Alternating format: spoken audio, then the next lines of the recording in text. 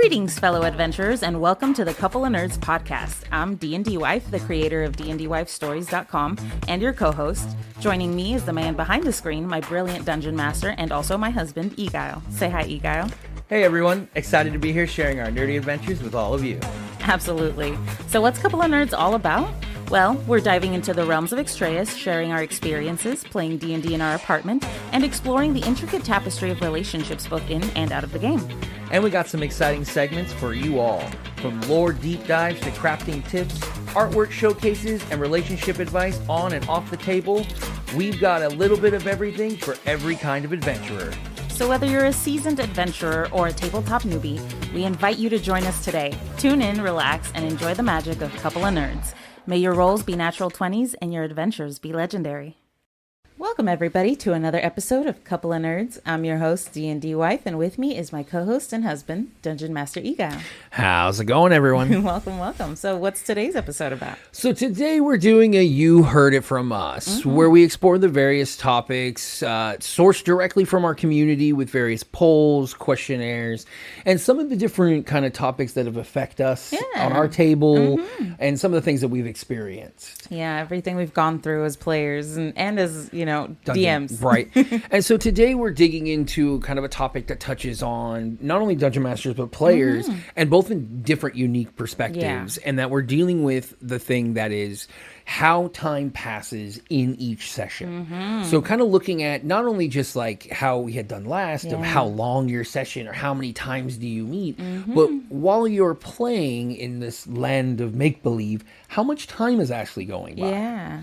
And we thought that was kind of an interesting thing, so we kind of threw it out to see what everyone kind of did, and we found kind of a unique perspective in that there really isn't one right way. Not really. It's everyone has their own unique style as to how they approach time passage in their games, and it can differ from anything from very meticulous calendar work to we just wing it. Yeah, and so we're gonna at the end give some tips that we've learned and kind of our unique system that we've developed over time that both helps not only the dungeon master create a really good timeline, but also creates a really easy way for the players to keep track of what's going on day to day in their game world and outside of it. Absolutely. And if you really like this episode or this topic, make sure to like, review, and subscribe. Join us on our Couple of Nerds Discord as well if you want to let us know what you think and share in some of our more exclusive posts. And so, in our early days of playing, we didn't really keep track of time in game. We had enough to learn. We just kind of went with the flow. We'd often find our characters spending what seemed like endless days just traveling or exploring. It seemed like we weren't really sleeping all that much. So there was no real sense of time passage. Oh, yeah. I mean, I'm pretty sure, in the span of what, was real world months, we maybe went through, what would probably constitute a couple of hours. And when we look back, we've spent a 6-hour session doing only maybe a couple hours worth of things because we just had no structure. Yeah, and I think, it was nice in the beginning because it did allow us a lot of freedom of kind of directionality. Yeah. So it wasn't like you felt like everything was kind of breathing down your neck, and you kind of also, for you guys as players, you guys needed time to kind of explore and learn kind of how D&D works. Yeah, we needed to first just sort of play to start understanding how the rules applied to an actual gameplay. So it was fine to start because we were able to have this pliability to just move around and explore the game. Yeah, but the only problem on my end as a DM, it allows that kind of that fluidity, but it got kind of harder to keep things kind of going on a narrative standpoint. So it was, it got to that point where it's well, how does the world react to the fact that so much has happened to these players, but it's been a couple hours, maybe 2 weeks, total for the entire adventure. I think Brandon Lee Mulligan kind of said it as a joke where he talks about how you can be this evil emperor who ruled the land for generation to generation, and then this roving band of mercenaries who met in a bar a week and a half ago suddenly are just slaughtering your men like it's nothing because they went out and did a dungeon, found great loot, and now they're really powerful. And now they can just take on the world. And so if it's only been like a week, it's like, wait, so a week's worth of time and the players were able to overturn generations of conquest and like subjugation? Right? That just seems a little far-fetched. Right, so it made it kind of hard to start then also implementing time, because then it was like, okay, now we're having to play a lot of catch up. Yeah. It was like, okay, there's going to be a 1 year time skip here so we can kind of rearrange everything. And then we're going to retcon other people's arrival from being in the past. Yeah. And it was just ways to try to kind of make the time make sense. But at that point, it was kind of too late. We were so close to the end of the story. It was strange. I remember towards the beginning even we were having these issues because when we came back from a certain place that we cannot mention due to copyright, we spent a year in a sort of stasis as part of our sort of time skip event for that campaign ending. So we had to sort of try and inject certain things into the story to explain why other things had happened. Yeah, because it really was like, I think it was when we all finished and like the story, this grand conclusion, and we kind of sat down and we're like, okay, in the actual perspective of the players, this epic campaign, which was almost 4 years of our lives, I think spanned like 4 months.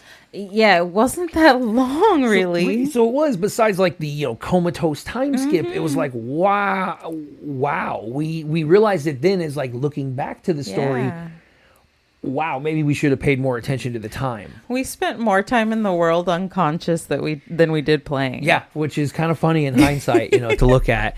But like as a DM, balancing time is such a learning curve. Like it was so hard to first be like, man, I built this really great fantasy world, and well, if they don't have time to look around, well, then what was good of making it? Yeah, but what's the point? Then you get on the opposite point where you're kind of sitting in silence, because nobody knows what to do. Everyone's kind of shopped out or done all their their building or whatnot, and then it becomes, well, there's too much. It's the the fallacy of choice, right? The conundrum of choice, right? And so it becomes that balance of like how much time, and then does putting a pressure of like a kind of a time gateway help kind of push them along. And we found that in certain instances it did, having not only time constraints, but also having to make choices as to which quest to take.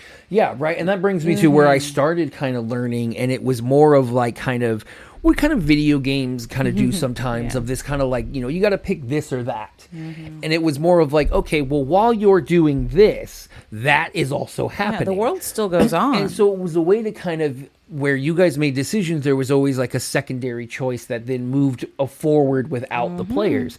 So that started kind of creating in our world a way for the players to kind of understand and kind of control the world. Because they're like, okay, we make the decision. We know that the world post-decision is going to make a step forward in the story. Yeah, absolutely. So, but it also got a little too programmy because it's what kind of video games do. And so with that, it starts becoming more of now, okay, select question A. Okay, now we move forward a day. But then it was becoming predictable. Yep. And then, we had to, it just became difficult, I guess, to keep our attention on the story, on the game, without wanting to either skip ahead to some of the things that we had planned on doing, or wanting to go back because we didn't get a chance to do what we had planned. Yeah, and that happened a lot. Yeah, and it was tough. Right, and it's always kind of tough because, like, obviously as a player, you don't really have much control over the time. Yeah, and from the player's perspective, keeping track of the time is absolutely crucial.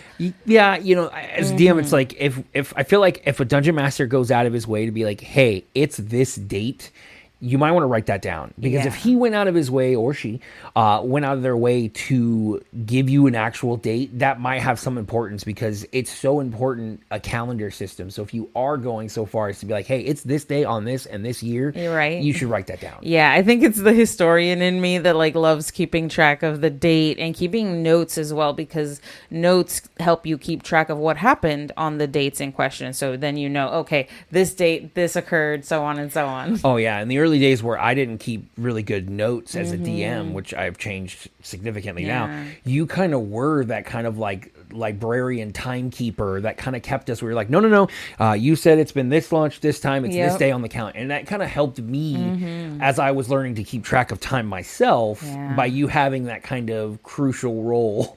Yeah, in the first campaign, it was definitely, I think I did take on that role because we had no other way to keep track of it. So I made sure to keep a meticulous amount of notes about everything that happened as much as I could. Oh, yeah. I think by the end of the session, we were both kind of comparing both our notes as a way to kind of cobblestone back together the campaign story when you wrote it for your blog. Absolutely. And it's actually those notes helped so much in me being able to write out the entirety of the first campaign in blog format. I mean, with pictures included and everything. I was able to do all of that because I had the notes. And if you're ever interested, head on over to DnDWifeStories.com where you can catch up on all of the campaign 1. Yep. Hopefully soon we'll be able to talk to some of the campaign 1 players and let them kind of give their perspective of all the kind of learning that we did and seek some of the tips that they had for learning in these processes. Absolutely. You can always visit the archives. I have all of the campaign 1 stories there with little pictures recreated in miniature format for you guys. Right. Speaking of reaching out to the community, we of course always you heard it from us, kind of start with a question. And we throw that question out to our social medias and hope to get some of a response from our community. And we tend to get some people out there, and we always love every response that we get. Yeah. But today's question for this episode was, how long does time pass in each of your TTRPG sessions? And we had 3 choices to go along with that, with the first being the 1 session, 1 day. Yeah. The second being an idea of the long rest guides the way. Essentially, the players dictate the passage of time through using mechanics like short rest and long rest. Yeah, so if a long rest occurs, then a day has passed. Pretty much, right? It's kind of the conclusion of a day or the beginning of a next morning as a way of kind of keeping track of time, more of the traditional way. Yeah. And then last is more of what we call like the time skip style. These tend to be more of individuals who meet every often. Yeah, so their not stories, as much. So each story might actually take place over long periods of time so that more of the story and more of the kind of conclusion can happen in a single session. Yeah, and to explain the long absences, the time skips can really help in that regard as well, in case people are a little fuzzy about the details. And what we kind of assumed, especially with something like this, we found that it is kind of a variety. Yeah, we had no clear winner. Yeah, there really isn't one clear side, with everyone kind of posting about different instances in which one style or the other took precedent. And so, it is kind of one of those things where, some groups want to track time and they do play that meticulous, as the rules of, D&D 5e says, you can't take a long rest until 24 hours has passed, right? So, but there are a lot of players that just say, that's a limit that they don't want to see. Yeah. So by doing that, though, that means, in a moment, 8 hours pass. Yep. And so if you keep doing that, essentially you can have, as players, move your time along. And that can sometimes have it be more in the control of the player. Yeah. So they can get out of hand quickly. Right, but it can be used, as everything, it can be used or abused. Yeah. But it is kind of nice to see when, there are more kind of focus on player control of the time. Yeah, it's nice. And I think it comes in to see how it's a lot of DMs' fear of being, the conductor and being like, choo choo, everyone all aboard. Right. So I think that's why it's like, hey, you guys decide. You want a long rest? Sure. So you're agreeing to 8 hours and the next morning, right? Exactly. And I think that's where that kind of trade-off and why it kind of goes all over the place when it came to our social media. And I think it even occurred that people were saying, they often intermingle those different types of like time organization within their own campaigns. Yeah, I mean, we ourselves have done everything from kind of long time skips to short ones, to allowing for kind of the players to decide when time would move. And currently we're on the 1 day equals 1 session, so that's always fun, And it was interesting to see how some groups let time flow naturally, while others have the stricter timelines that often aligned with the in-game mechanics, like long rest, what we talked about. It was fun to see how everybody sort of kind of picked and chose what they needed at the time that they needed. Yeah, I think it kind of goes into a lot with like things like Baldur's Gate, where in Baldur's Gate, they talked about how there's a lot of hidden things that came out in long rests. Gotcha. But a lot of players didn't actually experience that because traditional D&D players were so afraid of taking the long rest because understanding of the mechanics means it's the next day. And there was a lot of people not taking it, both players who didn't know what a long rest was, and then the D&D players who were like, okay, I can long rest, but knowing that things can happen to them during the long rest, they were less, they were more reluctant. And story could progress during the long rest. So I think that kind of shows that, like, that's kind of more of a traditional thought pattern of that. Let the player make the decision when time passes in order to kind of control this kind of time battle between the dungeon master and the players. Yeah, absolutely. It also takes a little bit of, I think, the stress off of the DM as well, where the DM doesn't have to keep track of every single thing that's happening. You can just kind of tick off, oh, a day has passed because they took a long rest. Another day has passed. Right. Or you'd be that staunch person where it's, where it's like, okay, you want to take a long rest? Well, it's only been 22 hours since your last long rest. So no, you cannot long rest. Yeah. It's like, okay, well, there's nobody around. There's no, you need to have 2 more hours of content before you'll be able to, and there are, if that's how they want to take their time, that's their game. So, like, there's no wrong way about it. Absolutely. And if you guys want to be exclusive parts of some of the polls that we put up, you can always visit the Couple of Nerds Discord community, where you are encouraged to join in, not only in the polls, but also discuss those answers. Let us know why you think the way that you think. We would love to hear from you. Oh yeah. And like we say, every group is unique. So what works with one doesn't always have to work for another. And, some love the immersion of a detailed timeline, while others really enjoy that flexibility of just kind of, hey, I got to worry about time in the real world. How about this be one place I don't have to deal with that? Or you can just chill. And where it's like, really where it's like the only time is the amount of real world time I get to play. Yeah, that's absolutely. Really the only time that bothers me. And it really depends on a lot of factors, especially on a DM's endpoint. It's the idea of like, okay, well, what kind of campaign? Is it something high paced and you really want to go from day to day, like a, intense thriller. So you might want it to be where, okay, each hour, you do the 24 style and like, hey, each session is an hour's amount of time because I really want you guys to be in it and be able to take your time versus maybe a slow burn dynasty mystery that has you traveling across vast amounts of, and so obviously the day to day, your entire campaign will be just you on your first road trip. Right. Right. So there has to be kind of balance depending on how you play, and then also on the genre. So if you're playing, somewhere where, obviously, there might not be a lot going on in a day-to-day space, then you might move faster and progress by a week or a month versus, if you are more sci-fi, you can have things where, okay, well, your players go into cryo sleep. Right. They sleep for 5 years. They come back out, and so there's a lot more play with how you also set your genre. Yeah. Well, yeah. And things like horror as well can have differences in time within the genre itself. I mean, how much emphasis would be lost if it's like, okay, it's been 4 months since the murder. There's now a cold case because it's been so long. Yeah. So good luck with that. Yeah. All the evidence has been washed away. Yeah. There really is no such thing as forensics here. Yeah. And I think there's, I've seen variety of different ways with people having their own made calendars. Yeah. A lot. I mean, there's a lot of methods to make your own calendars, whether it's an Excel sheet or I've even seen one where it's a little add-on, like 3D printed that you put over a Post-it note that makes a little quick calendar every time you want to make a calendar. Yeah. Right. So there's a lot of things that you can help manage your time. And like we were saying, it also is good to probably just have like one person do it. Yeah. There really shouldn't be more than a couple hands in the pot. We've had a few times where a few different players have had different times. And so they start kind of arguing over what day of the week or what day of the the month it is.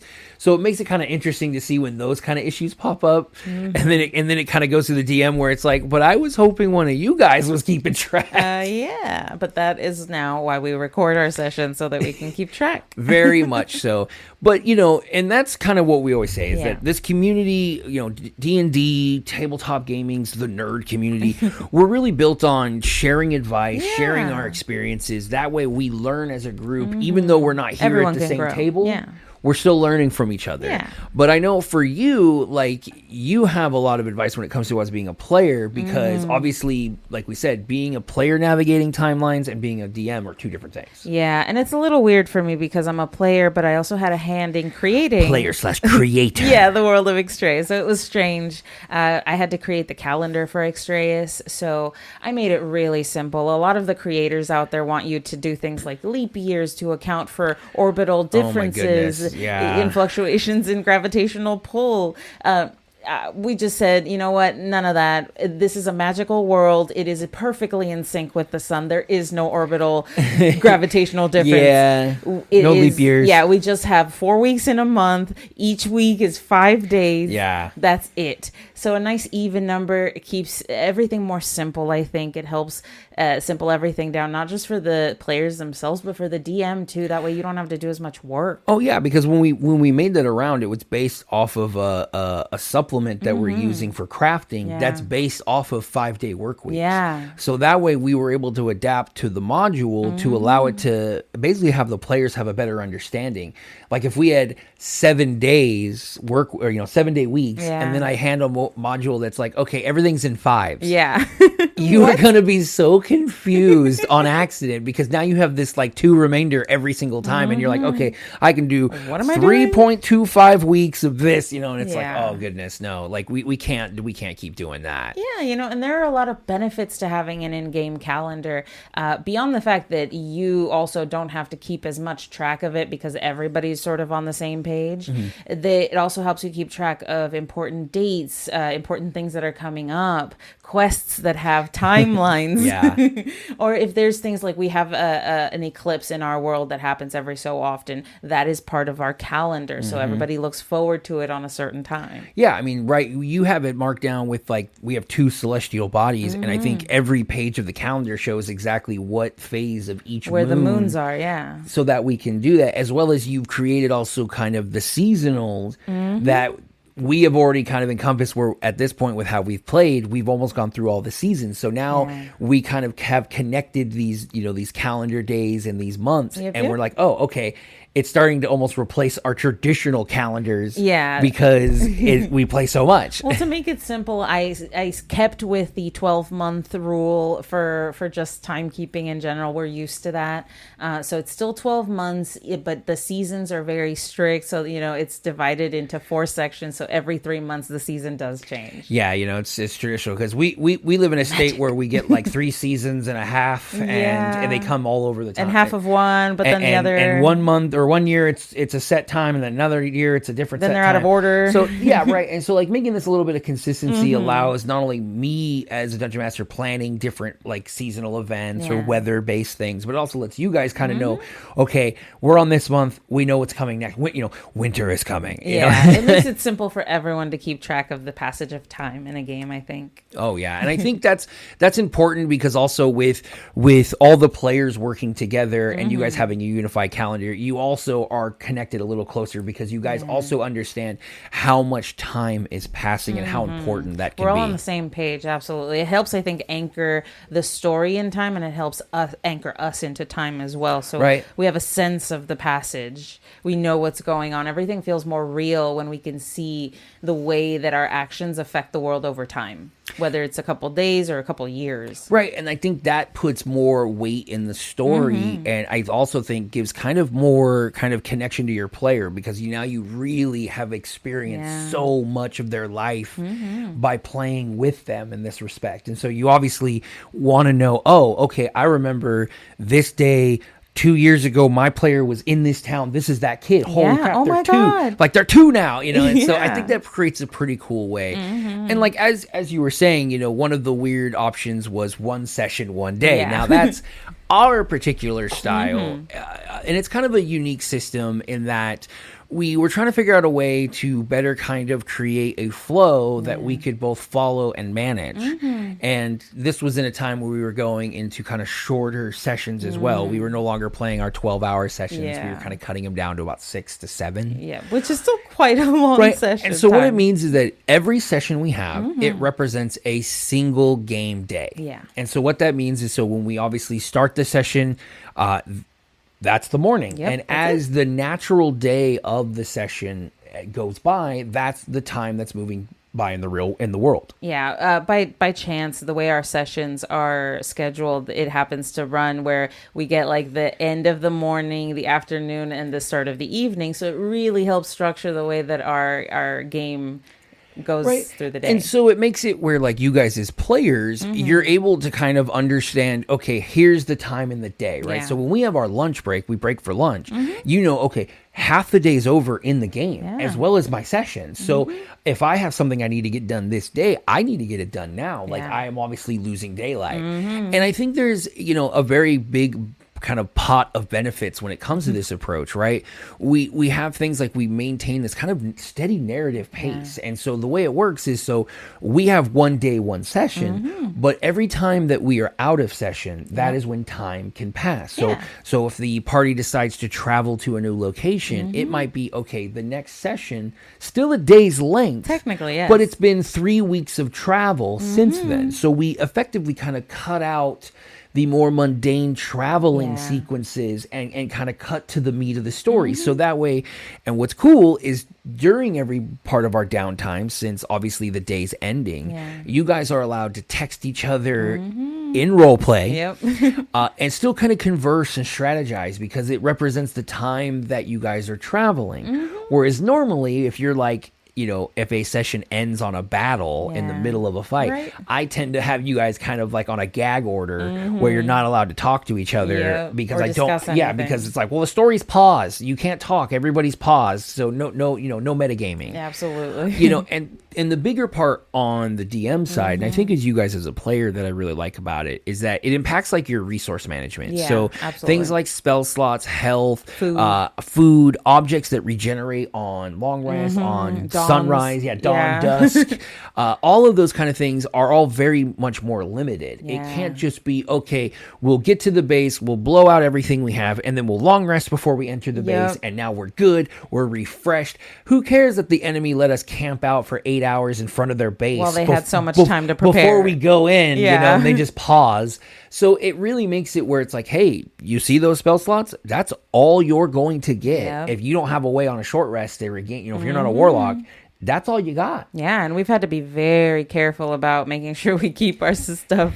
And I think it puts it more kind of that preference on like, hey, you gotta use what you have, and you gotta adapt to that. Yeah. And so you're really gonna now be more reluctant of casting spells because you know that today is the only day that you have these spells. So as soon as you cast them, that's it for the session. Yep. Or you might prioritize weaker spells over stronger spells because you know you might need the stronger spells later, you know? Yeah. And this, obviously, one session, one day, it can be very adaptable. Like, you can make it where if say that's a little too difficult, you don't want to quite put that much of a stretch on them, make it 2 days. Absolutely. So it's like, hey, you know that you as players, when you long rest, that's the second day. But by the end of the second day, the session will end. And that's how you know you have about 2 days worth. But it gives them an opportunity where some point in the session they can take an opportunity to regain their health, bit of flexibility. Yeah, it gives them a little bit of more flexibility. And it makes it so that they don't have to worry as much. If they're new, it's a little easier to, you know. But if you're really looking for kind of a system to really help your players think strategically about their actions and resource use, this has really made it easier for me as a DM to keep the story tight and focused. And you guys as players to also know exactly how much time is allocated to you to get resources, to get anything done, and never kind of have a moment of like, oh, well, I didn't know I only had 10 more minutes. Right. Or how long do we have? Every 5 minutes to see if the time has gone by. Right. Or, you get those places or those points where you're like, oh my goodness, we spent an entire session doing nothing. And it's like, okay, well, how much time was that? Like, oh, we spent a whole day of our time, but we spent 10 minutes in the tavern because we never left. That could be tough. Yeah, it's a little difficult. So really, it really always comes to each person's game because time affects everyone differently, both in the fantasy realms and in the real world. Absolutely. Like we said, it's because it's different for everybody. The modes of management are going to be different as well for everybody included. So the real conundrum is finding something that works for the entirety of the table and kind of makes everyone a little happy. So we've talked about our own journeys with the time in games. We've heard from our amazing community on what they think is kind of the best session. Which is everything, as always. Which is everything. That's most of the TTRPG community. And we shared some tips that you can try out in your sessions too to improve your gameplay or your timekeeping. I think that's really nice. Oh, yeah. And we'd love to hear all of your thoughts on today's topic. Don't forget to drop us a review and let us know about how you also handle time in games. We're always looking for new advice. We're always looking for, tips and systems that we can share with others. So don't be afraid to share your tips and advice. Yep. And if you'd like to reach out in a more direct manner, please join us on our Couple of Nerds Discord community for more deep discussions, more polls that don't appear on the YouTube as much, and a chance to be part of future episodes if you need to. Oh, yeah. We enjoy every bit of connection we have, and also join us for various live streams. I think at Link on Sundays at 7 p.m. we'll be live streaming some of her art. Absolutely. Someone is always around to answer questions or just hang out with. Yeah, sometimes they're just live streaming video games, so it's always fun to join in. Thank you so much, everybody, and have yourselves a good night. You guys have a good one. And that concludes today's journey through the realm of Couple of Nerds. We hope you had a blast exploring the intricate world of Extraeus. Don't miss out on the visual extravaganza over at our YouTube page at Couple of Nerds Podcast. It's where the magic comes to life with exclusive video segments, art previews, and a peek behind the curtain. Dive deeper into our adventures by visiting DnDWifeStories.com, your haven for all our podcast transcripts and a treasure trove of content dedicated to the captivating universe of Extraeus. Your unwavering support is our greatest treasure. Take a moment to weave your thoughts into a review and hit that subscribe button for an enchanting journey with Couple of Nerds. Join us beyond the podcast in the Extraeus Project Discord. Connect with us, the creators, and even the travelers themselves. Witness the magic unfold in live drawing streams, game alongside us, and step into our digital tavern, the Bard's Haven. Share your stories and characters with fellow adventurers. Visit DnDWifeStories.com for the link to join our vibrant community. Stay tuned for more tales, more laughs, and more insight into the world of tabletop gaming. Until then, may your dice be kind, your campaigns epic, and your adventures legendary.